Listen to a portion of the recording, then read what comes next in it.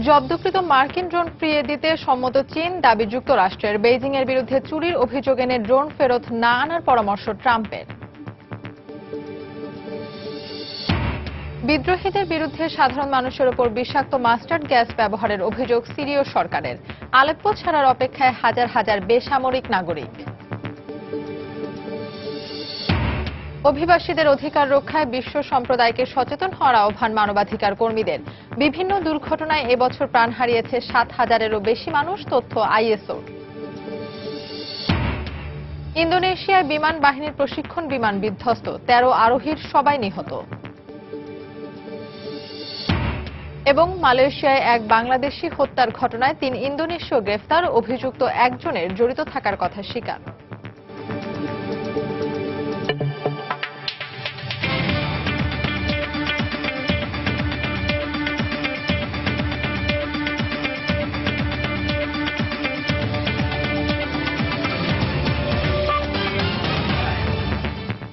আন্তর্জাতিক সময়ের সঙ্গে আছি আমি ফাহমিদা মৌটুসী। দক্ষিণ চীন সাগরের তল থেকে জব্দ করা মার্কিন ড্রোন সাবমেরিনটি চীন ফিরিয়ে দিতে রাজি হয়েছে বলে জানিয়েছে যুক্তরাষ্ট্র।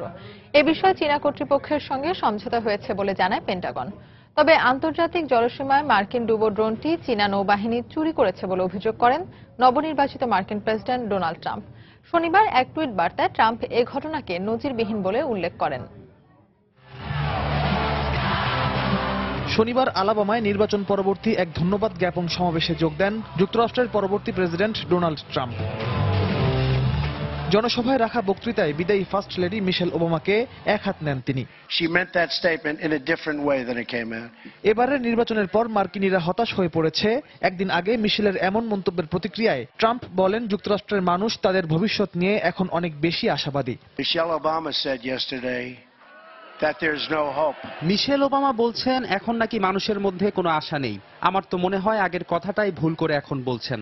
আমরা চমৎকার একটা দেশ গড়তে যাচ্ছি, আর বেশ কিছু গুরুত্বপূর্ণ প্রতিশ্রুতি পূরণ করতেও আমরা প্রতিজ্ঞাবদ্ধ। যুক্তরাষ্ট্রের মানুষ তাদের দেশকে আবারও মহান হিসেবে দেখতে চায়। একই দিন চীনের হাতে মার্কিন ডুবো ড্রোন জব্দ হওয়ার ঘটনায় ক্ষুব্ধ প্রতিক্রিয়া দেখান ট্রাম্প। এক টুইটার বার্তায় তিনি বলেন, চুরি করা ড্রোনটি চীনের কাছ থেকে ফিরিয়ে না এনে যুক্তরাষ্ট্রের উচিত সেটি তাদেরকে দান করে দেওয়া। ড্রোনটি ফিরিয়ে দিতে আনুষ্ঠানিকভাবে আবেদন জানানোর পর বেইজিং তা ফিরিয়ে দিতে সম্মত হয়েছে বলে জানিয়েছে পেন্টাগন। এ বিষয়ে চীনা প্রতিরক্ষা দপ্তরের সঙ্গে সমঝোতা হয়েছে বলে শনিবার রাতে জানান পেন্টাগনের মুখপাত্র। ভবিষ্যতে দক্ষিণ চীন সাগর অঞ্চলে এ ধরনের কর্মকাণ্ড থেকে বিরত থাকতে চীনা নৌবাহিনীকে সতর্ক করা হয়েছে বলেও জানানো হয়। এর আগে ডুবো ড্রোন জব্দের ঘটনায় যুক্তরাষ্ট্র বেশি হইচই করছে ও অহেতুক উত্তেজনা সৃষ্টি করে পরিস্থিতি জটিল করে তুলছে বলে অভিযোগ করে চীনা প্রতিরক্ষা দপ্তর। যুক্তরাষ্ট্র জানায়, আন্তর্জাতিক জলসীমায় মার্কিন ওই ডুবো ড্রোনটি পানির তাপমাত্রা ও লবণাক্ততা সমীক্ষার কাজে নিয়োজিত থাকা অবস্থায় গত বৃহস্পতিবার তা জব্দ করে চীনা নৌবাহিনী। রিয়াদুল ইসলাম, সময় সংবাদ। ফিলিপিন্সের জন্য মার্কিন অর্থের প্রয়োজন নেই উল্লেখ করে যুক্তরাষ্ট্রের কাছ থেকে আর কোনো সহায়তা নেওয়া হবে না বলে জানিয়েছেন দেশটির প্রেসিডেন্ট রদ্রিগো দুতার্তে। সিঙ্গাপুর ও কম্বোডিয়ার সফরের পর শনিবার নিজ শহর দাভাওয়ে আয়োজিত সংবাদ সম্মেলনে দুতার্তে যুক্তরাষ্ট্রকে ফিলিপিন্সের সঙ্গে স্বাক্ষরিত সব সামরিক চুক্তি বাতিলের জন্য তৈরি হতে বলেন। যুক্তরাষ্ট্রের প্রতি এমন হুঁশিয়ারি দিলেও দেশটির নবনির্বাচিত প্রেসিডেন্ট ডোনাল্ড ট্রাম্পের প্রশংসা করেন তিনি। তার সঙ্গে বিভিন্ন দিক থেকে ট্রাম্পের মিল রয়েছে উল্লেখ করে দুতার্তে বলেন, পরবর্তী মার্কিন প্রেসিডেন্টের সঙ্গে তার ভালো সম্পর্ক তৈরি হতে পারে। চীন ফিলিপিন্সকে অর্থ সাহায্যের প্রতিশ্রুতি দিয়েছে বলেও জানান তিনি। যুক্তরাষ্ট্রের সঙ্গে ফিলিপিন্সের আর কোনো যৌথ সামরিক মহড়া হবে না বলেও পুনরায় উল্লেখ করেন দুতার্তে। এদিকে বিবিসির সঙ্গে এক সাক্ষাৎকারে 2015 সালে মেয়র থাকাকালীন অপহরণ ও ধর্ষণের সঙ্গে সংশ্লিষ্ট 3 জনকে গুলি করে হত্যার কথা স্বীকার করেছেন ফিলিপিনো প্রেসিডেন্ট দুতার্তে।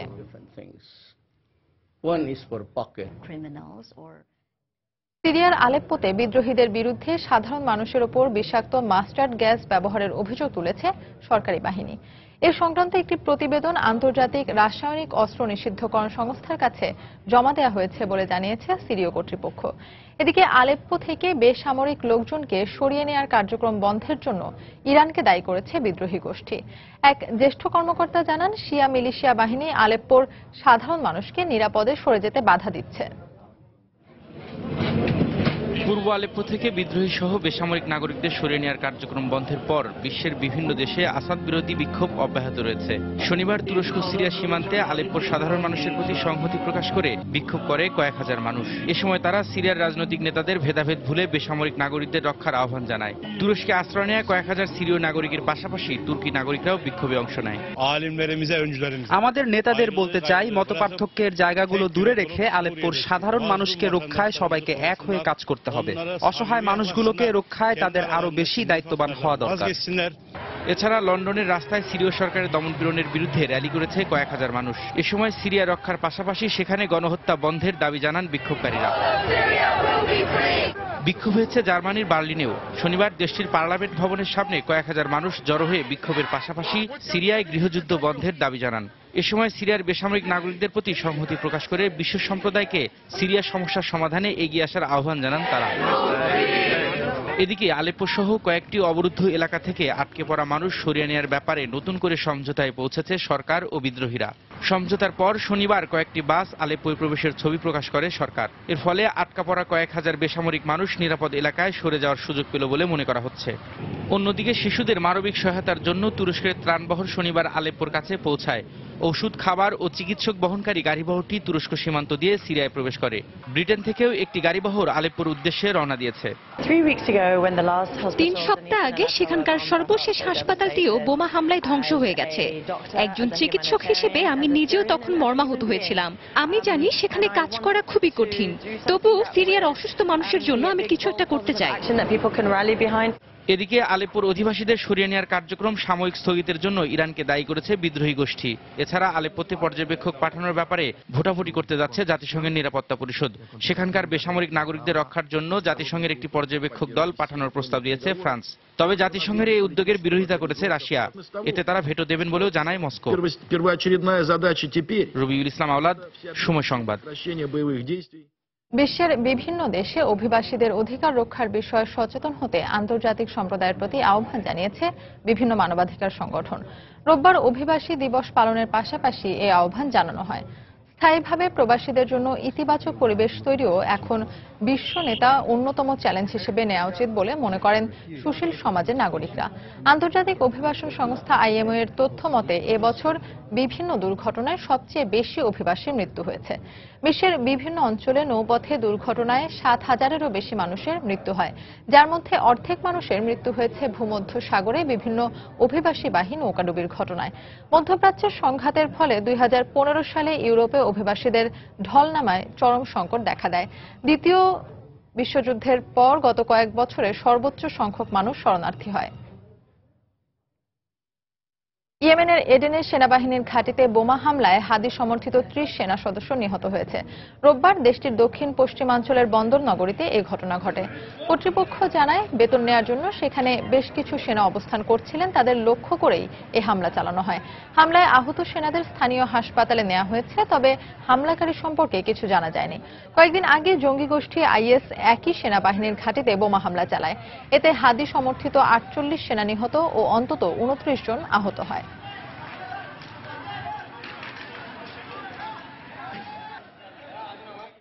আন্তর্জাতিক সময় আরো দেখবেন। ভেনেজুয়েলায় বিক্ষোভ ও সহিংসতার মুখে সরকারের নোট বাতিলের সিদ্ধান্ত স্থগিত। মুদ্রাস্ফীতি কমিয়ে আনতে শিগগিরই 500, 2000 ও 20,000 বলিভারের নোট বাজারে ছাড়ার আশ্বাস।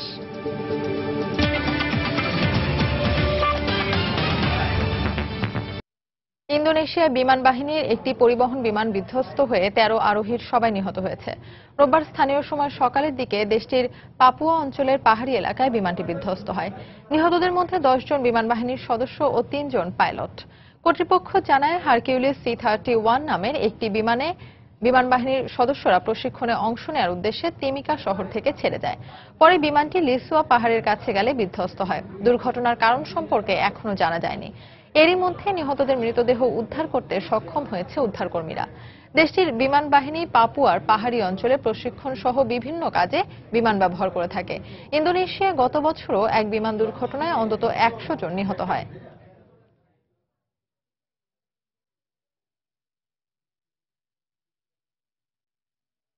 মিয়ানমারে রোহিঙ্গাদের উপর দেশটির নিরাপত্তা বাহিনীর ব্যাপক নির্যাতনের অভিযোগের মধ্যেই রাখাইন পরিস্থিতি নিয়ে আলোচনার জন্য বাংলাদেশে আসছেন ইন্দোনেশিয়ার পররাষ্ট্রমন্ত্রী রেতনো মারসুদি। আগামী 19 ডিসেম্বর মিয়ানমারে অনুষ্ঠিতব্য আসিয়ানের পররাষ্ট্রমন্ত্রীদের বৈঠক শেষে তিনি বাংলাদেশ সফর করবেন বলে শনিবার জানানো হয়। বাংলাদেশ সরকারের পররাষ্ট্রমন্ত্রী আবুল হাসান মাহমুদ আলীর সঙ্গে বৈঠকের কথা রয়েছে তার। সম্প্রতি রাখাইনের রোহিঙ্গাদের ওপর মিয়ানমার সরকারের বিরুদ্ধে দমন-পীড়নের অভিযোগ ও আন্তর্জাতিক মহলের উদ্বেগের মধ্যেই দক্ষিণ পূর্ব এশিয়ার 10টি দেশের সহযোগিতা জোট আসিয়ানের পররাষ্ট্রমন্ত্রীদের বৈঠক আহ্বান করে মিয়ানমার। রাখাইন পরিস্থিতি সম্পর্কে জোটের দেশগুলোকে অবহিত করাই এ বৈঠকের লক্ষ্য বলে জানিয়েছে গণমাধ্যম। এদিকে মিয়ানমারের রোহিঙ্গা সমস্যা সমাধানে আসিয়ানের দেশগুলোকে এগিয়ে আসার আহ্বান জানিয়েছে আন্তর্জাতিক মানবাধিকার সংস্থা হিউম্যান রাইটস ওয়াচ। গত 9 অক্টোবর রাখাইনের একটি নিরাপত্তা চৌকিতে হামলার পর রাখাইনে সন্ত্রাস বিরোধী অভিযান শুরুর নিরাপত্তা বাহিনীর দমনপীড়নে অন্তত 400 রোহিঙ্গা নিহত ও 30,000-এরও বেশি উদ্বাস্তু হয়ে বাংলাদেশ ও অন্যান্য দেশে পালিয়েছে বলে জানায় কয়েকটি মানবাধিকার সংস্থা।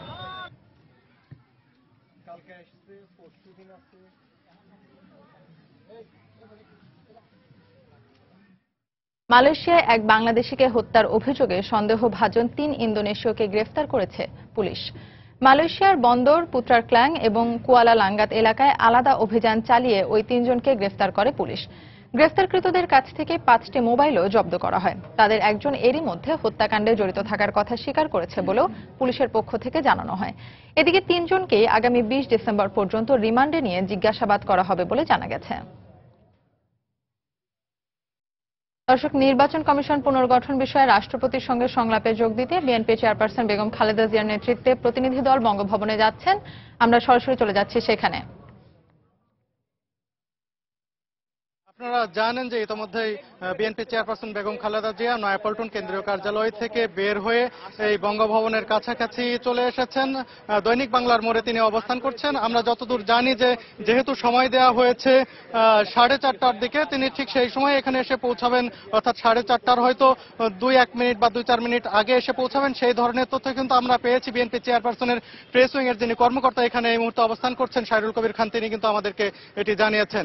আপনাদেরকে জানিয়ে রাখি যে আজকে কিন্তু এখানে মোট 13 সদস্যের একটি প্রতিনিধি দল এখানে আসছেন বিএনপি চেয়ারপারসন বেগম খালেদা জিয়ার নেতৃত্বে। আগে এটি 10 সদস্যের একটি প্রতিনিধি দল ছিল। পরে গতকাল সন্ধ্যার দিকে 3 জনের নাম প্রস্তাব করা হয়। আরো নতুন করে এই নাম দিয়ে আবেদন করা হয় যে আরো 3 জন তাদের দলের পক্ষ থেকে আসতে চায়। পরে বঙ্গভবন থেকে সেটি অনুমোদন করা হয়। নতুন যে যাদের নাম এখানে দেওয়া হয়েছিল তারা হচ্ছেন রফিকুল ইসলাম মিয়া, স্থায়ী কমিটির সদস্য। আরো নাম দেওয়া হয়েছিল তরিকুল ইসলাম এবং মির্জা আব্বাস। এর মধ্যে মির্জা আব্বাস তিনি এখন দেশের বাইরে অবস্থান করছেন এবং অসুস্থ রয়েছেন তরিকুল ইসলাম। 2 জন আসবেন না, অর্থাৎ 13 জনের মধ্যে 2 জন আসতে পারছেন না আজকের এই বৈঠকে। এখন সব মিলে 11 জন এখানে এই বৈঠকে যোগ দেবেন। এই তথ্যটা আমাদের রয়েছে। আর যে যারা যারা এখানে আসছেন তারা হচ্ছেন বিএনপি চেয়ারপারসন বেগম খালেদা জিয়ার সঙ্গে রয়েছেন মহাসচিব মির্জা ফখরুল ইসলাম আলমগীর, এছাড়া স্থায়ী কমিটির সদস্য খন্দকার মোশাররফ হোসেন, আরো আছেন মওদুদ আহমদ। আগেই বলেছি যে তরিকুল ইসলাম উনি অসুস্থ, উনি আসতে পারবেন না। জমিরউদ্দিন সরকার আসবেন, মাহবুবুর রহমান আসতেছেন, গয়েশ্বর চন্দ্র রায়, আব্দুল মঈন খান, নজরুল ইসলাম খান ও আমির খসরু মাহমুদ চৌধুরী। ইতিমধ্যে কিন্তু এখানে কয়েকজন 5-7 জনের মতো বঙ্গভবনের গেটের পাশে গাড়ি নিয়ে অপেক্ষা করছেন। বিএনপি চেয়ারপারসন বেগম খালেদা জিয়া যখন আসবেন তখন একসঙ্গে তারা প্রবেশ করবেন। আমরা দেখতে পাচ্ছি যে রাস্তা দিয়ে বঙ্গভবনের দিকে একটি গাড়ির বহর আসছে। তো আমরা অনুমান করছি যে এটি বিএনপি চেয়ারপারসন বেগম খালেদা জিয়ার গাড়ি বহর, যে বহরে করে তিনি এই বঙ্গভবনে আসছেন। আপনারা জানেন যে নির্বাচন কমিশন পুনর্গঠন এবং বাছাই কমিটি যেটি করা হবে, সেটির যে সদস্য নির্বাচন করা হবে, কিভাবে নির্বাচন করা হবে, সেই বিষয়গুলো নিয়ে কিন্তু আলোচনা হবে আজকে এখানে রাষ্ট্রপতির সাথে। আর এখানে তারা প্রস্তাব করতে পারেন যে কি ধরনের কাদের সেই কমিটিতে রাখা যায়, সেই বিষয়গুলো নিয়ে কিন্তু আলোচনা করবেন মূলত। পাশাপাশি বিএনপির নেতারা আমাদেরকে আরো যেটি জানিয়েছেন যে এখানে নির্বাচনকালীন যে সরকার ব্যবস্থা সেটি নিয়েও তারা আলোচনা করবেন। আমরা কিন্তু দেখতে পাচ্ছি যে বিএনপি চেয়ারপারসন বেগম খালেদা জিয়াকে বহনকারী গাড়িটি কিন্তু ধীরে ধীরে চলে আসছে বঙ্গভবনের মূল গেটের কাছে। এখানে কিন্তু নিরাপত্তা বাহিনীর সদস্যরা আমরা যারা দেখছি তারা কিন্তু সজাগ হয়ে গেছেন, যেহেতু গাড়ি ভোর আসছেন, তারা এই রাস্তায় যারা যারা আছেন তাদেরকে সরিয়ে যেতে বলছেন।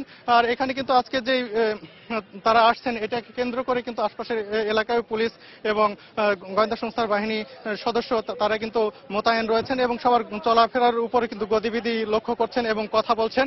আর একটি বিষয় জানিয়ে রাখি যে এই যে আজকের যে এই মিটিং এ বসবেন অর্থাৎ সংলাপে বসবেন, এই সংলাপে বসাকে কেন্দ্র করে এখানে কি কি বিষয় নিয়ে আলাপ হতে পারে সেটি নিয়ে কিন্তু গত মঙ্গলবার রাতে গুলশান কার্যালয়ে বিএনপি চেয়ারপারসন বেগম খালেদা জিয়া তিনি কিন্তু বৈঠক করেছেন। তার সঙ্গে বৈঠকে ছিলেন দলের মহাসচিব মির্জা ফখরুল ইসলাম আলমগীর, আরো ছিলেন স্থায়ী কমিটির সদস্য ডক্টর খন্দকার মোশাররফ হোসেন, আরো ছিলেন ব্যারিস্টার মওদুদ আহমদ, ব্যারিস্টার জমিরুদ্দিন সরকার, আমির খসরু মাহমুদ চৌধুরী ও ঢাকা বিশ্ববিদ্যালয়ের অর্থনীতি বিভাগের শিক্ষক ডক্টর মাহবুব উল্লাহ এতে অংশ নেন। সেই বৈঠকেই কিন্তু আসলে সিদ্ধান্ত হয় যে এখানে মূল আলোচনায় কি কি আসবে।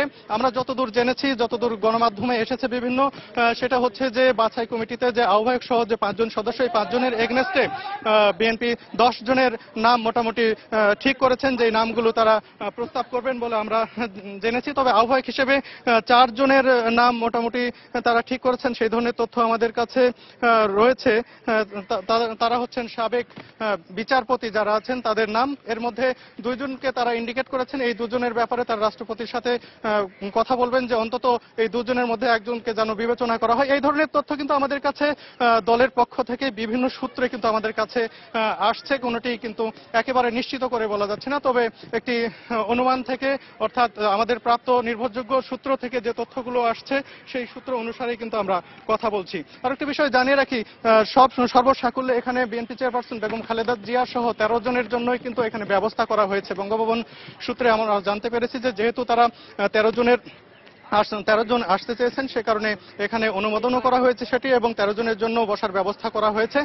আমি আগেই জানিয়েছি যে 2 জন এখানে আসতে পারছেন না, তার স্থায়ী কমিটির সদস্য তরিকুল ইসলাম তিনি হঠাৎ করে একটু অসুস্থ হয়ে পড়েছেন, আরও বিদেশে অবস্থান করছেন স্থায়ী কমিটির আরেক সদস্য মির্জা আব্বাস। আমরা দেখতে পাচ্ছি যে একে একে গাড়িগুলো অর্থাৎ আগে যারা এসেছেন কয়েকটি গাড়ি বঙ্গভবনের একেবারে মূল গেটের পাশে দাঁড়িয়ে আছে এবং বিএনপি চেয়ারপারসন বেগম খালেদা জিয়াকে বহনকারী গাড়িগুলো কিন্তু ধীরে ধীরে এগোচ্ছে। তারা হয়তো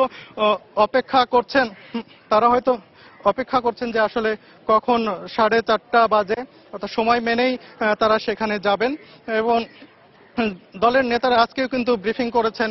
রুহুল কবির রিজভী আপনারা জানেন যে তিনি বলেছেন যে এখানে যে 13 দফা বিএনপি চেয়ারপারসন বেগম খালেদা জিয়া দিয়েছেন সেই 13 দফার আলোকেই তারা এখানে আলোচনা করবেন। 13 দফার মধ্যে যে বিষয়টি উল্লেখ করা হয়েছে যে নির্বাচন কমিশন গঠনের লক্ষ্যে যে সার্চ কমিটি গঠন করা হবে, তা আহ্বায়ক হিসেবে তারা যে নাম প্রস্তাব করবে সেই নামগুলো আমরা যেটাই পেয়েছি আর কি বিভিন্ন গণমাধ্যমের বরাতে এবং বিভিন্ন দলের বিভিন্ন নেতাদের মাধ্যমে, সেই নামগুলো আমি একটু জানিয়ে দিই।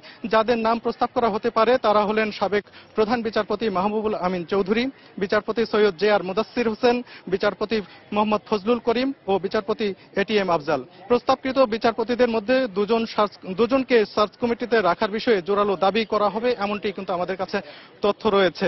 তো এই বৈঠকে দলটির মহাসচিব মির্জা ফখরুল ইসলাম আলমগীর থাকবেন এবং স্থায়ী কমিটির আরো যে সদস্য যাদের নাম আমি ইতিমধ্যেই বলেছি তারাও কিন্তু থাকবেন, এবং তারা সব মিলিয়ে যে বিষয়টি এখানে গুরুত্ব সহকারে তুলে ধরার চেষ্টা করবেন যে আসলে এই নির্বাচন কমিশন যাতে নিরপেক্ষ হয় সেই বিষয় নিয়ে কিন্তু তারা কথা বলবেন এবং রাষ্ট্রপতির উদ্যোগ কামনা করবেন। পাশাপাশি গতকালও আমি দলের স্থায়ী কমিটির কয়েকজন সদস্যের সঙ্গে কথা বলেছি, তারা কিন্তু বলেছেন যে নির্বাচন কমিশন নিরপেক্ষ হওয়ার পাশাপাশি আরো একটি বিষয় জরুরি বলে তারা মনে করছেন, সেটা হচ্ছে নির্বাচনকালীন সরকার ব্যবস্থা।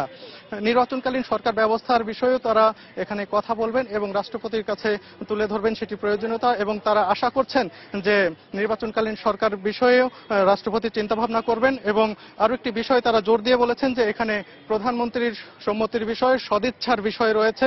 বিএনপি নেতারা বলছেন যে তারা আশাবাদ ব্যক্ত করছেন যে এ বিষয়ে যে আলোচনা হবে এ বিষয়ে ইতিবাচক মনোভাব দেখাবেন প্রধানমন্ত্রী, সে ধরনের আশা কিন্তু তারা করছেন।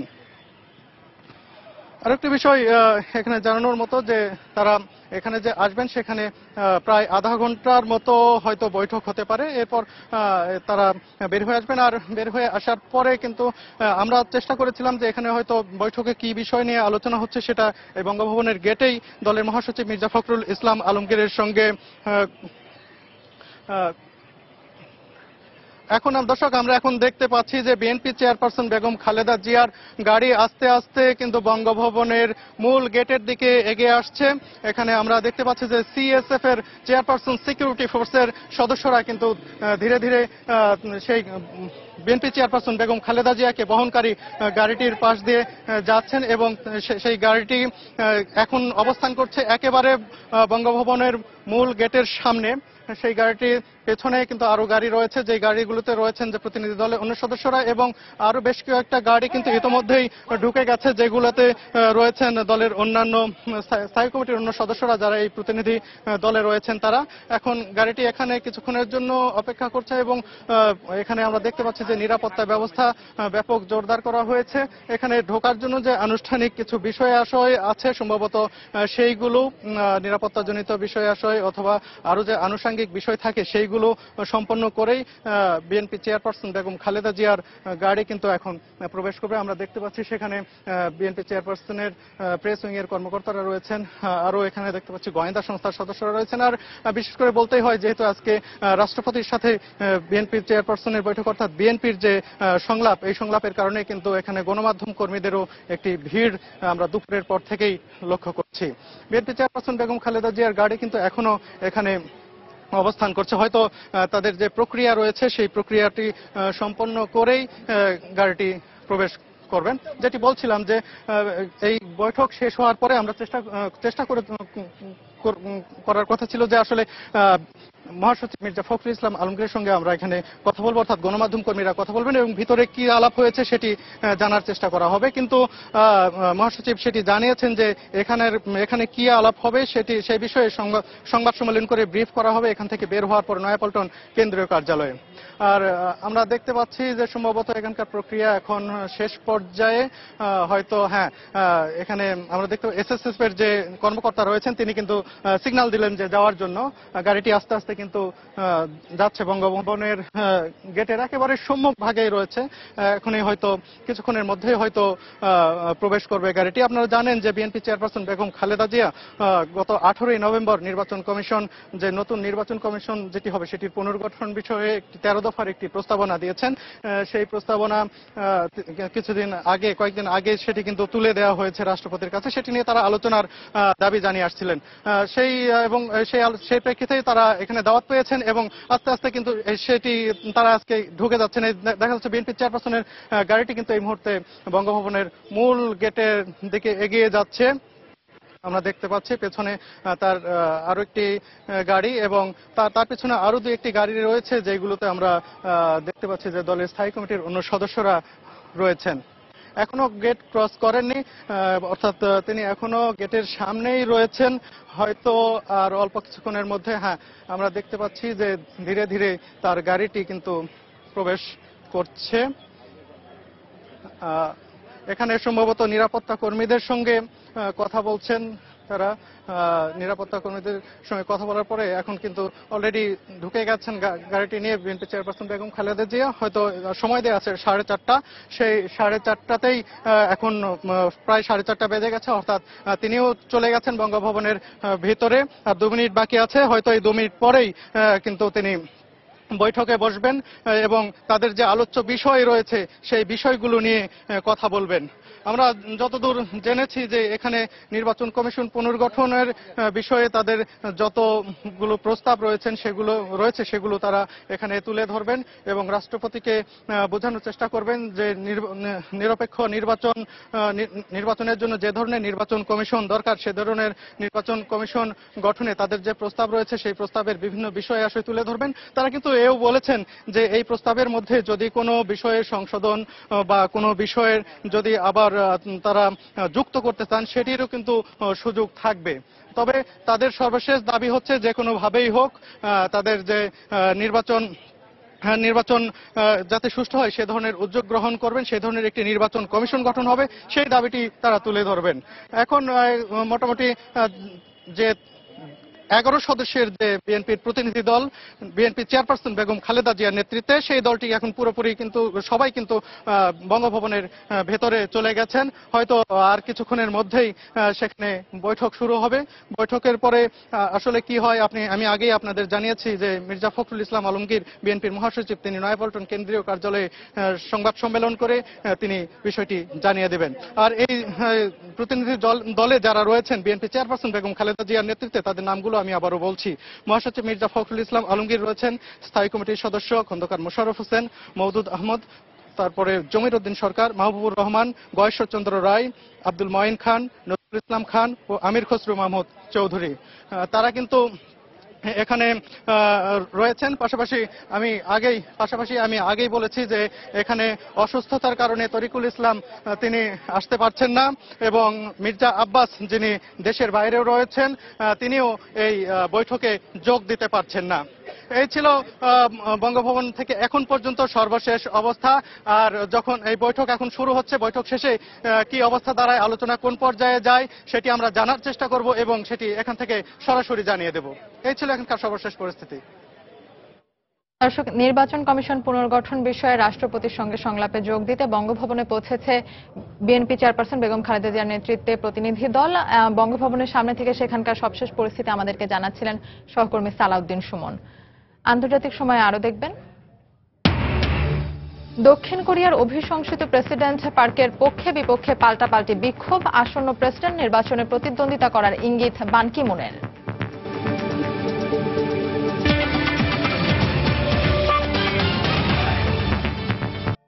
যুক্তরাষ্ট্রের শিকাগো ও সিয়াটলে অজ্ঞাত বন্দুকধারীর আলাদা 3টি হামলায় 4 জন নিহত হয়েছেন, আহত হয়েছেন আরও 4 জন।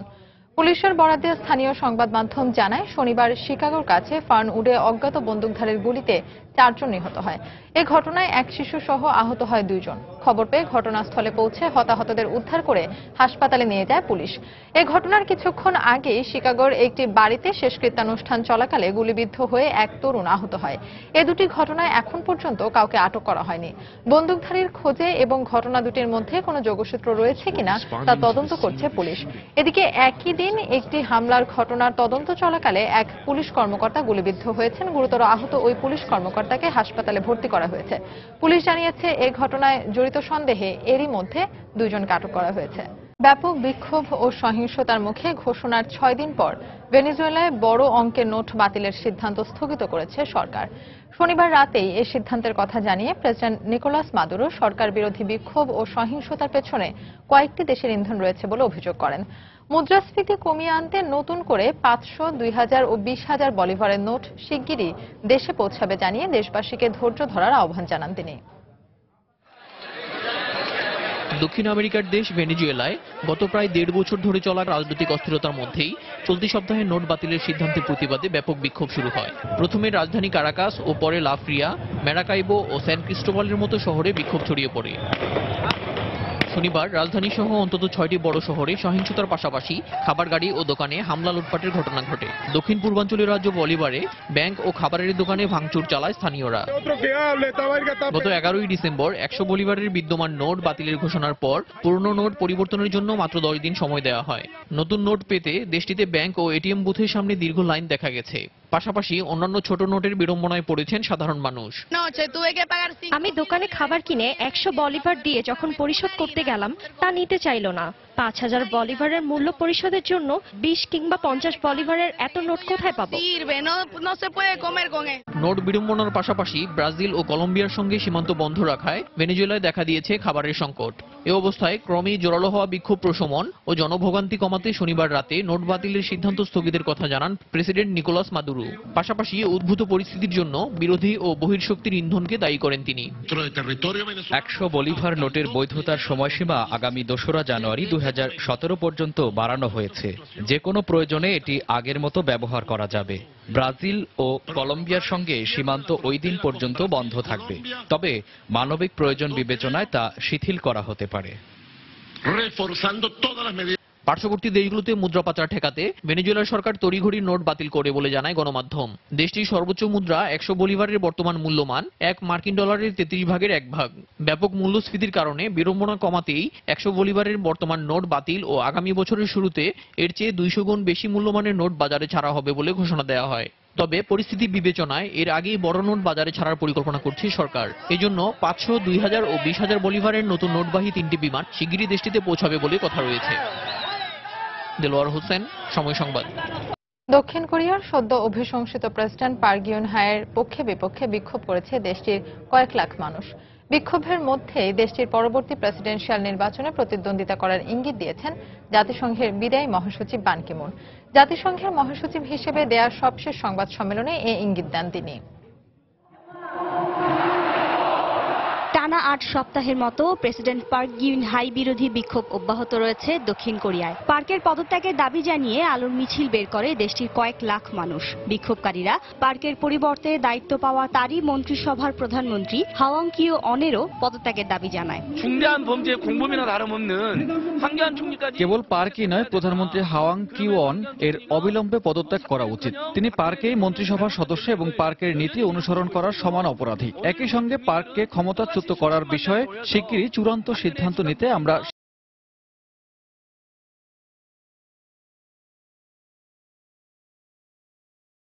মন্ত্রিসভার সব সদস্য পদত্যাগ করুক। আমরা একটি দুর্নীতিমুক্ত সরকার চাই, যা আমাদের দেশের স্থিতিশীলতা ফিরিয়ে আনতে কাজ করবে। একদিকে যখন পার্ক বিরোধীদের বিক্ষোভে উত্তাল দক্ষিণ কোরিয়া, তখন শনিবার পার্কের সমর্থকদের স্লোগানে সরব হয়ে ওঠে রাজধানী সিউলের রাজপথ। আমরা প্রেসিডেন্টের অভিশংসনের বিরোধিতা করছি। বিভিন্ন গণমাধ্যম পার্কের বিরুদ্ধে ভুল তথ্য প্রচার করেছে। এতে জনগণ বিভ্রান্ত হয়েছে এবং পার্লামেন্টেও অভিশংসনের প্রস্তাব উত্থাপিত হয়েছে। আমরা চাই দেশে শান্তি বজায় থাকুক। পার্কের অভিশংসন প্রস্তাব পার্লামেন্টে পাশ হলেও সাংবিধানিক আদালতের রায়ের আগে তা কার্যকর হচ্ছে না। এটিকে দেশটির পরবর্তী প্রেসিডেন্সিয়াল নির্বাচনে প্রতিদ্বন্দ্বিতা করার ইঙ্গিত দিয়েছেন জাতিসংঘের বিদায়ী মহাসচিব বান কি মুন। 2017 সালের ডিসেম্বর মাসে দক্ষিণ কোরিয়ার পরবর্তী প্রেসিডেন্সিয়াল নির্বাচন হওয়ার কথা রয়েছে। তবে বর্তমান প্রেসিডেন্ট পার্ক গিউন-হাই পদত্যাগ করলে পরবর্তী 60 দিনের মধ্যে নতুন প্রেসিডেন্ট নির্বাচন করতে হবে। শিরিন আক্তার, সময় সংবাদ। 46তম মহান বিজয় দিবস উপলক্ষে নিউ ইয়র্কের জ্যাকসন হাইটসে আলোচনা সভা ও সাংস্কৃতিক অনুষ্ঠানের আয়োজন করে নিউ ইয়র্কের সাংস্কৃতিক সংগঠন শিল্পকলা একাডেমি। আলোচনা সভায় বাংলাদেশের রাজনীতিকে এগিয়ে নেওয়ার লক্ষ্যে মুক্তিযুদ্ধের চেতনাকে ধারণ করা প্রয়োজন বলে মন্তব্য করেন তারা। যুক্তরাষ্ট্র প্রতিনিধি শিহাবুদ্দিন কিসলুর তথ্য ও ছবি নিয়ে ডেস্ক রিপোর্ট। মুক্তিযুদ্ধে অর্জিত বিজয়কে সুসংহত করতে ৭১-এর মতোই অসাম্প্রদায়িক চেতনায় বাঙালিদেরকে আবারও ঐক্যবদ্ধ হওয়ার ডাক দিয়েছেন নিউ ইয়র্কের শিল্পকলা একাডেমি। এতে যোগ দেন স্বাধীন বাংলা বেতার কেন্দ্রের প্রবাসী শিল্পী সহ প্রবাসী সাংস্কৃতিক কর্মীরা। জ্যাকসন হাইটসের একটি পার্টি সেন্টারে এই আলোচনা সভায় অংশ নিয়ে আবৃত্তিকার কাজী আরিফ বলেন, একমাত্র বঙ্গবন্ধুর ডাকেই ছাত্র জনতা ধর্মবর্ণ নির্বিশেষে মুক্তিযুদ্ধে ঝাঁপিয়ে পড়েছিল।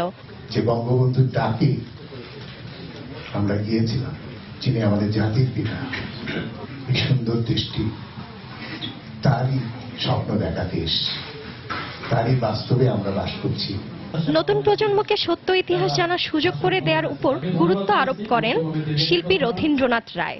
এই যে ভিতরে দেশপ্রেম থাকতে হবে, দেশকে ভালোবাসতে হবে, দেশের মানুষকে ভালোবাসতে হবে এবং আমাদের ছেলে মেয়েদের মধ্যে বিশেষ করে স্বাধীনতার ইতিহাস, স্বাধীনতার গল্প তাদেরকে শোনাতে হবে।